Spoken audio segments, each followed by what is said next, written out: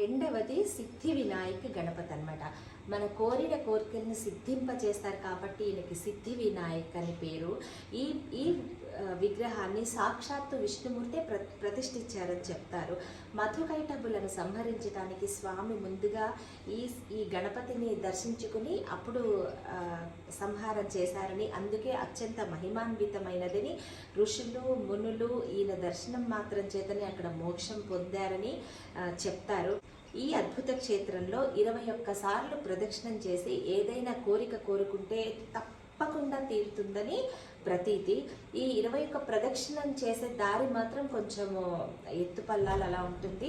ఈ ప్రదక్షిణానికి అరగంట పైన పడుతుంది. చెప్పులు లేకుండా, సాక్స్ అవి ఏమి వేసుకోకుండా 21 సార్లు ప్రదక్షిణ చేసి ఏ కోరిక కోరితే ఆ కోరిక నెరవేర్చే అద్భుత క్షేత్రం సిద్ధాటెక్లో ఉంటుందండి దాని పేరు. అందుకే సిద్ధి వినాయక్ ఈయన పేరు. సాక్షాత్తు అత్యద్భుతమైన మహిమాన్విత క్షేత్రం. నేను మీకు ముందుగా చెప్పినట్టుగా ఇక్కడ మాత్రం గణపతికి కుడివైపున తిరిగి ఉంటుందన్నమాట.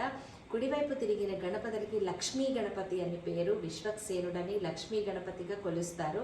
అది ఈ రెండవ అత్యద్భుత గణపతి క్షేత్రం సిద్ధాటెక్ గణపతి. అత్యద్భుతమైన క్షేత్రం. సో ఈ పుణ్యక్షేత్రం భీమా నది ఒడ్డున కొలువైన అత్యద్భుత మహిమాన్విత క్షేత్రం అన్నమాట సిద్ధాటెక్ గణపతి. ఎందరో ఋషులు మునులకు మోక్షమొసగిన ఈ స్వామి చిన్న కొండ మీద కొలువై ఉంటారండి. ఆ స్వామి దర్శన భాగ్యం మరియు ఆశీస్సులు మనందరికీ కూడా ఉండాలని స్వామివారిని వేడుకుందాం.